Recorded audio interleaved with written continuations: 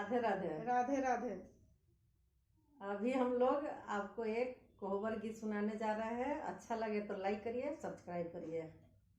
पटना सहरिया जी प्रभु लगा है बजरिया जी अजी कहवा गवावला जी प्रभु ये हो सारी रतिया जी अजी कहवा गवावला जी प्रभु ये हो सारी रतिया जी दिनवा गवावली जी धनिया पटना सहरिया जी अजी रतिया गवावली जी धनिया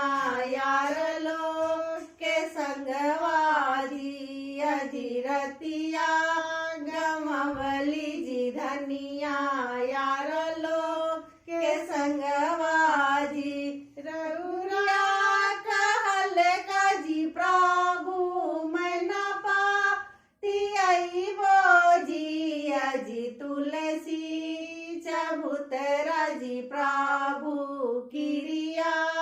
खिलैबो जी अजी तुलसी चबूतरा जी प्रभु किरिया खिलैबो जी तुलसी चबूतरा जी धनिया किरिया खिलैबो जी अजी टिकुली सिंदूरवा जी धनिया हो तो दूर लम्बवा जी अजी टिकुली सिंदूरवा जी धनिया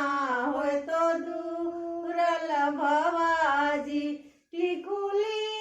सिंदूरवा जी प्रभु रउरेऊ पढ़ते जबो जी अजी माली न बिटिया जी प्रभु सवतना बनैबो जी अजी माली न बिटिया जी प्रभु सवतना बनैबो जी सारी सारी रतिया जी धनिया तोहरे संग रहबो जी अजी भोरे सरवा जी धनिया माली न बिटिया जी अजे भोरे भी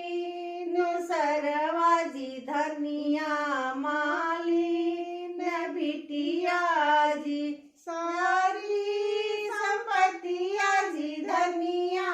तोहरो के देवो जी अजी अठन्नी चमन्नी जी धनिया माली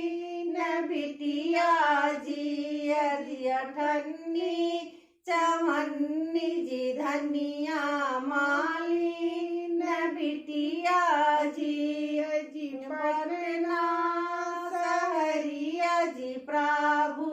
लगा है बजरिया